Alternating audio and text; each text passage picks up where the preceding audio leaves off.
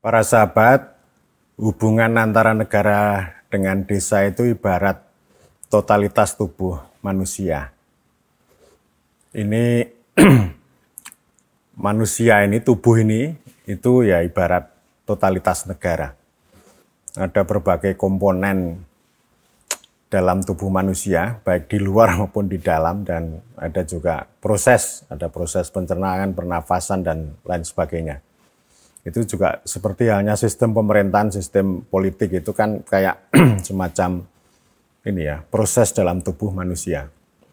Dulu ada yang menggambarkan begini bahwa ada desa itu pemerintahan kaki lah gitu ya. Itu dulu para pendiri bangsa itu.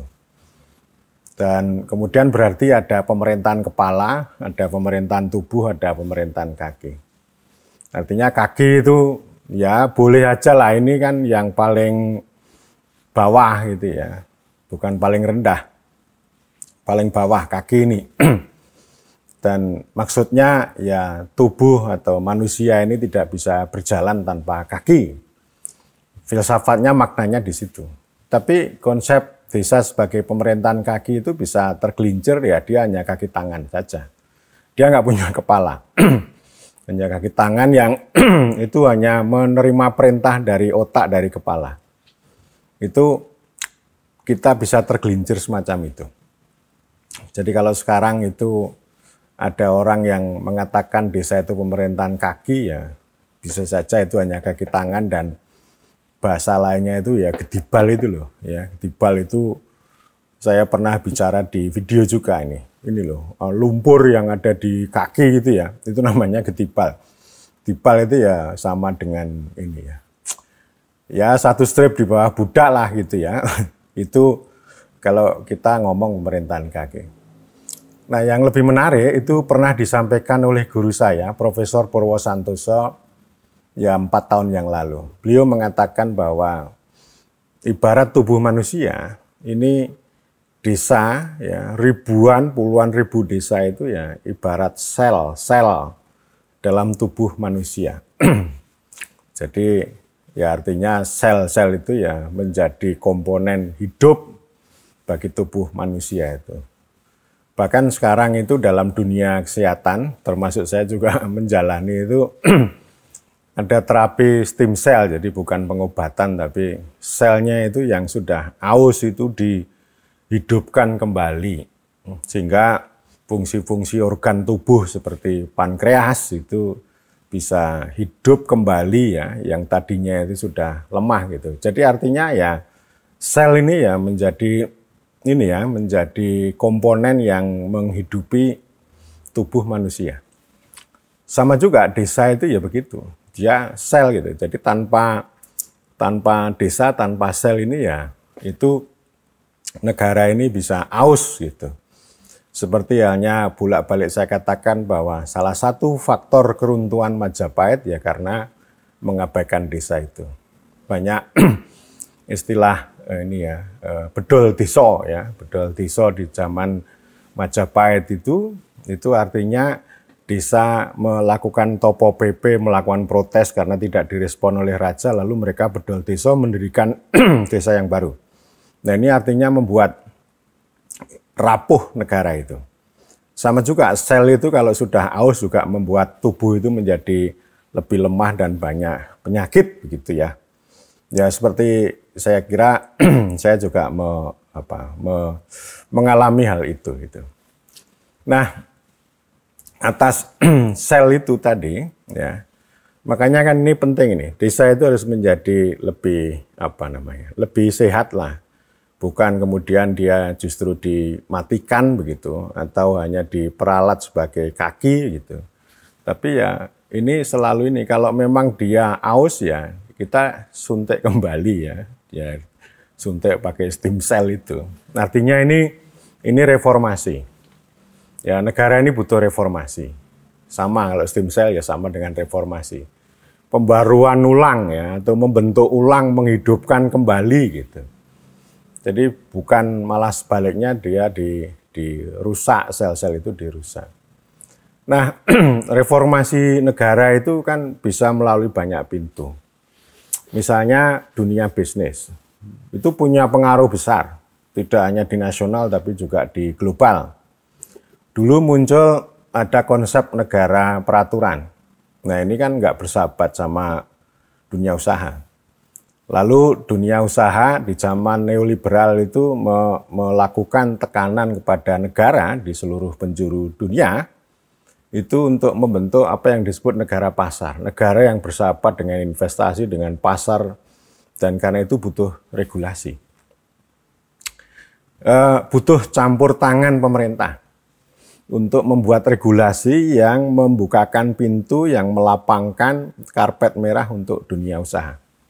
Sehingga dalam literatur muncul konsep regulatory state atau negara pengatur. Jadi ini berubah dari negara peraturan yang birokratik, yang serba aturan, lalu menjadi negara pengatur. Bukan berarti ini tanpa aturan, aturannya juga banyak. Tetapi aturan ini yang sifatnya menguntungkan mereka.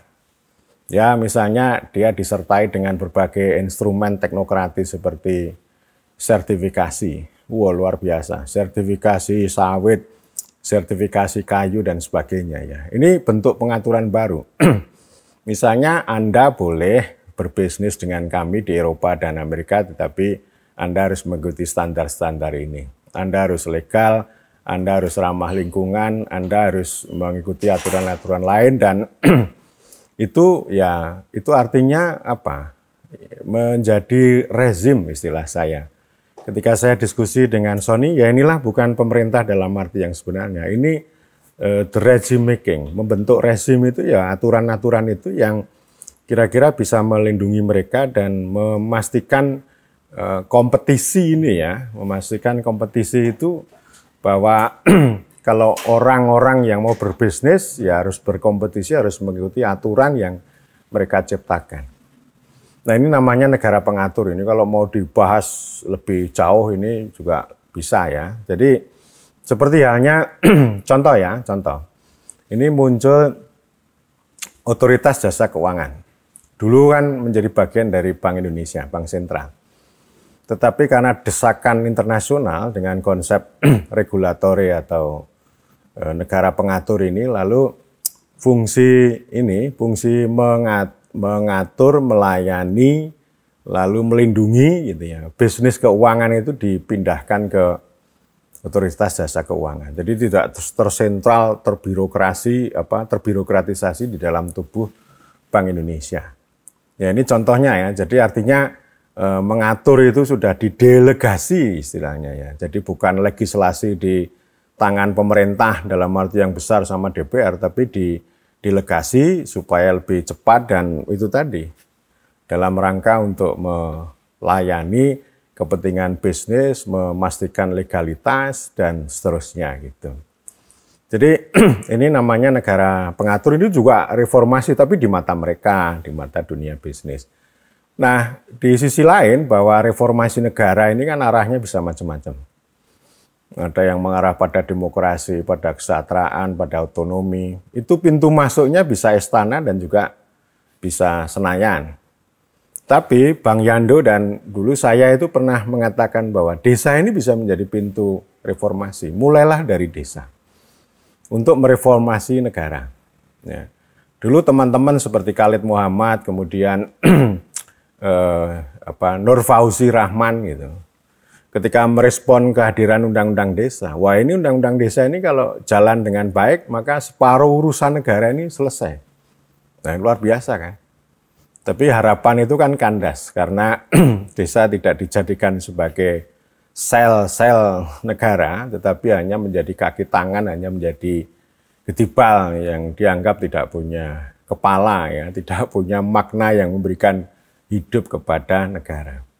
Jadi reformasi negara melalui pintu desa itu kami menggambarkan ini negara organik. Kalau tadi dari dunia bisnis namanya negara pengatur, tapi dari sisi desa itu adalah negara organik.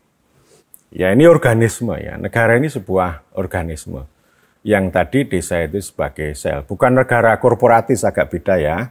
Ini saya meredefinisi kalau negara korporatis itu maksudnya bahwa desa ini semacam komunitas lokal yang diberikan fungsi negara, fungsi kenegaraan, fungsi pemerintahan secara tunggal, secara seragam di seluruh penjuru Republik, dan itu dibentuk oleh negara. Itu namanya korporatisme negara. Artinya korporatisme negara itu sama dengan desa itu sebagai kaki tangan negara. Ya, jadi kita rubah dari negara yang korporatik, yang birokratik semacam itu, kita dorong dari sisi pintu desa menjadi negara organik. Jadi desa itu menjadi sel tadi yang menghidupi, jadi artinya paling tidak ini ada 3 poin penting yang mau saya sampaikan di dalam negara organik itu. Pertama, bahwa negara bukan memperalat desa, bukan menghisap desa, bukan menindas desa, bukan juga melenyapkan, tetapi mengakui, menghormati, melindungi, memperkuat.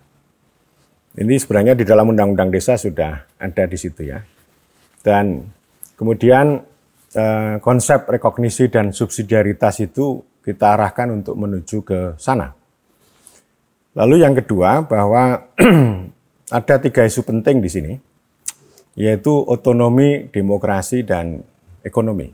Ya, jadi desa itu menjadi basis kehidupan dan penghidupan, menjadi ruang kehidupan bagi mereka, bukan hanya sekedar untuk menjalankan proyek dana desa untuk belanja uang, bukan. Tetapi bagaimana uang yang dimiliki ini sebagai sebuah daya ungkit, pengungkit yang memungkinkan kekuatan ekonomi lokal, gitu, baik itu yang bersumber pada alam, ekologi, maupun kreativitas lokal itu bisa hadir. Sehingga kalau kita diskusi tentang desa, itu tidak hanya ngomong tentang aspek-aspek ke tata kelola ya, tapi juga terkait dengan investasi, agraria, ekologi, ekonomi, air, hutan, dan sebagainya. Yang itu sering kita sebut juga sebagai kepentingan masyarakat setempat. Dan yang ketiga, yang ini masih perlu didalami lebih lanjut, tema tentang deurbanisasi atau saya sebut sebagai ruralisasi. Ya. Saya pernah bicara tentang itu, Presiden pada bulan September tahun 2020 juga bicara ruralisasi, tapi ini mati suri nih konsep ruralisasi ini. Jadi ruralisasi itu ya kebalikan dari urbanisasi. Kalau urbanisasi itu membentuk kota, membentuk negara, membentuk modal, mengambil hasil bumi dari desa, lalu orang desa itu mengais rezeki ke kota gitu.